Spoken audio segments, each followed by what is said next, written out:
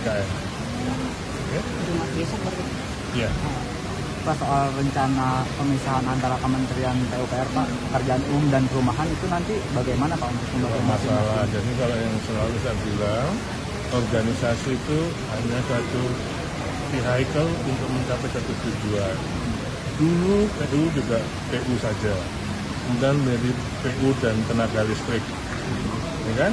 Kemudian Impraswil menjadi Imbangwil, kemudian jadi PU bisa dengan perumahan sendiri kan, bergabung sekarang PUPR. Sekarang kalau mau dipisah lagi perumahan rakyatnya ya nggak masalah. Jadi sesuai dengan kalau yang saya perhatikan dari statementnya Pak Hasim,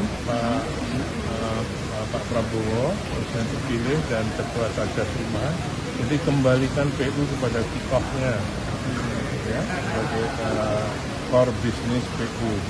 Jadi Bina Marga, Cipta Karya, dan SDA. Nggak apa-apa, karena memang PU sebagai pembina jasa konstruksi. Pembina, jadi semua aturan konstruksi itu adalah di PUPR secara undang-undang.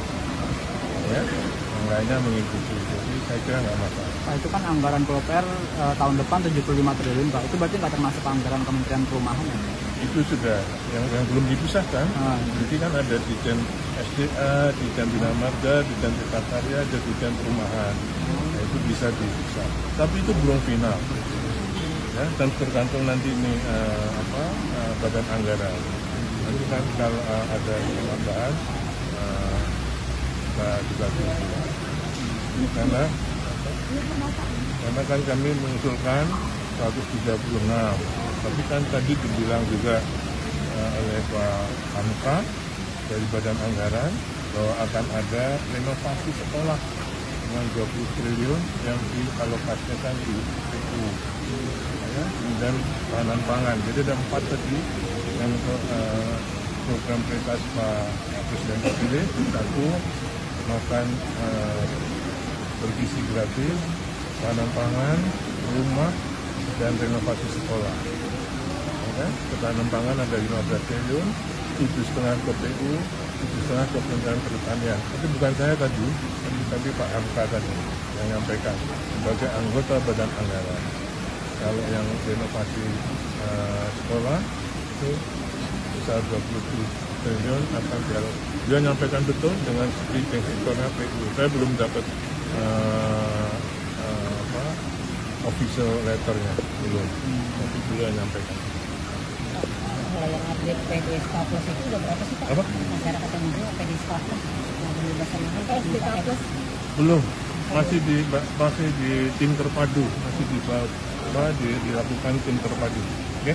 Pak, satu lagi Pak, itu kan anggaran IKN dari PUPR kan hanya mengalokasikan 4 triliun Pak, sedangkan otorita mendapatkan 28 triliun Pak. Artinya pengadaan proyek nanti ada di badan otorita Pak? Dua-duanya misalnya saya usulkan, ya, untuk otorita berapa, untuk PU berapa, PU harus dialokasikan karena untuk menyelesaikan yang dikerjakan sekarang. Jadi kami koordinasi, kebetulan nggak satu orang, ini PU, ini otorita, mana yang harus dikerjakan otorita, mana yang masih dikerjakan oleh PU. Nanti masih belum. Penyelenggaraan lelangnya dari badan otorita Pak? Nanti ya. Sisanya berarti nanti di handle-nya sama otorita semua? Ya, kalau yang tadi ada dipanya otorita, ya otorita. Pak, satu lagi Pak, Pak, update soal merger BUMN Karya Pak dari PUPR gimana Pak? Belum ada. Pak Menteri izin Pak, ini mengenai program pemerintahan mendatang Pak Presiden terpilih kan rencananya ini baru direncanakan atau baru wacana mengenai pembangunan Giant Sea Wall Jakarta Gresik Pak. Tanggapan Bapak bagaimana Pak? Kami kalau dari PU kan sudah ada NCICD dulu, ya kan? Dari mana? Jokowi kan 40 hari mendatang akan berkantor di IKN Pak. Kesiapan IKN sendiri itu sudah seperti apa sih Pak? Saya kira kalau 17 Agustusan kemarin kita sudah bisa, sekarang ini sudah lebih bisa, sudah siap. Bandara bahkan saya besok Selasa Rebo saya sudah ke sana. Mudah-mudahan sudah bisa didarati. Sekarang sudah 2.100 lebih, ya, 2.100 meter panjang landasannya. yang dibutuhkan untuk 2.200. Nah, jadi saya kira 2.000. Karena sudah mudah-mudahan sore ini nanti ke malam ini sudah 2.200. Sekaligus di markanya sudah mulai dibikin 3 hari yang lalu. Teksinya juga sudah, apronnya sudah selesai. Lalu untuk perkantoran, saya kira Pak Muhadjir juga sudah rapat koordinasi di kantor Kemenko 1 2 minggu yang lalu. Jadi insya Allah kalau kesiapan infrastrukturnya yang belum 100%, tapi sudah siap. Jadi misalnya perkantoran Kemenko 1, 2, 3, 4 mungkin belum semua lantai bisa dipakai, tapi dari 6 lantai itu mungkin sudah 4 lantai yang sudah bisa dipakai. Jadi memang harus bertahap menunjang pemanfaatannya. Terus apartemen ASN juga gitu. Sekarang sudah lebih siap 14 apartemen yang sudah 14 tower ya sudah selesai. Dan 600 hunian itu kalau satu hunian untuk yang jomblo itu misalnya 3, jadi sudah 1.800 orang. Kalau satu keluarga bisa kalau yang sudah berkeluarga satu apartemen 3 kamar. Untuk air minum juga sudah siap. Saya kira dengan minimal kebutuhan untuk pelaksanaan administrasi pemerintahan juga siap. Berarti bulan September ini Badan Otorita bakal menerima ASN yang bakal pindah di tahap pertama ya? Kan sama dengan penerimaan ASN secara nasional. Semua sama. Yang pindah ke IKN, maksud Pak ASN yang pindah ke IKN? Belum. Oh belum. Belum ada. 1, 2 mengajukan tapi harus di-assess dulu. Ada assessment dulu. Ya. Pak, tadi kan Pak Raja Juli bilang Pak Jokowi bakal berangkat itu hari Kamis. Jadi sebenarnya hari apa Pak Jokowi? Beneran Kamis atau tanggal 10 Pak? Ya kalau memang yang berita terakhir Kamis, kalau undangannya untuk sidang kabinet hari Jumat. Saya baru baca tadi undangan untuk sidang kabinet paripurna. Itu di IKN? Di IKN. Oke? Itu Mas besok berarti? Iya. Pak, soal rencana pemisahan antara Kementerian PUPR Pak, Pekerjaan Umum dan Perumahan itu nanti bagaimana Pak untuk Tidak masalah. Jadi kalau yang selalu saya bilang, organisasi itu hanya satu vehicle untuk mencapai satu tujuan. Dulu PU juga PU saja, kemudian menjadi PU dan tenaga listrik, ya kan? Kemudian izin Pak, ini mengenai program pemerintahan mendatang Pak Presiden terpilih kan rencananya ini baru direncanakan atau baru wacana mengenai pembangunan Giant Sea Wall Jakarta Gresik Pak. Tanggapan Bapak bagaimana Pak? Kami kalau dari PU kan sudah ada NCICD dulu, ya kan? Dari mana itu? Dari Tangerang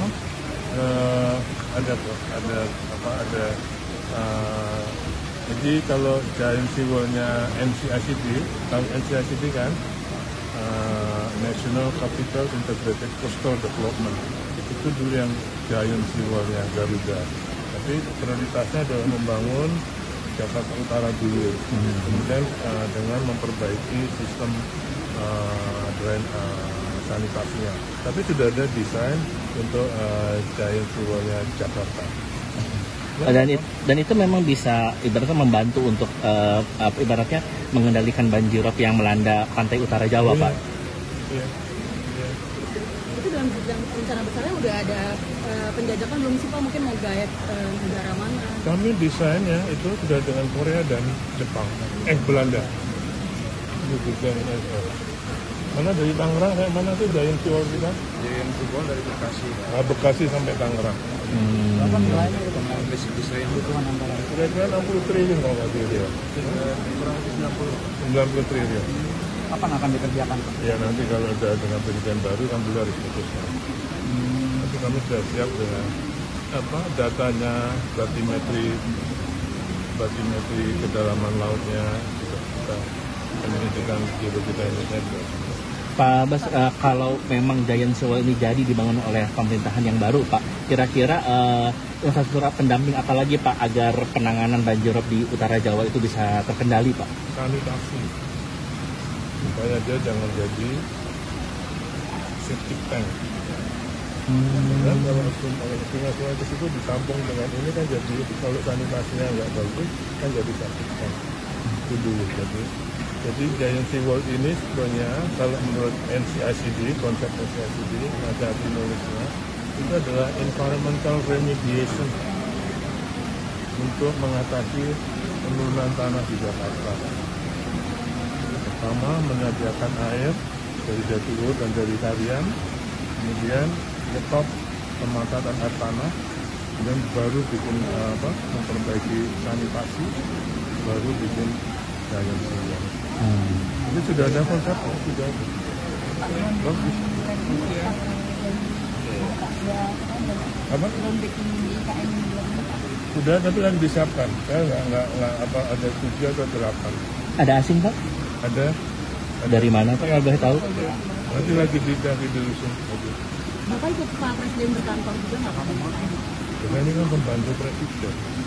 Jadi ikut ya Pak? Nah, iya Pak. Ya, Bapak berangkat kapan? Oh my God. Boleh? Enggak jadi Pak saya mah. Lupain aja saya. Bapak tapi berangkat kapan Pak? Sebenarnya ada Bu. Ibu ini. Terus nggak akan kesini lagi Pak? Oke. Pak soal yang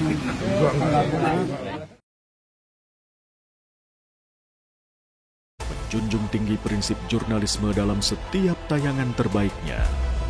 Menghadirkan berita bernilai sebagai referensi.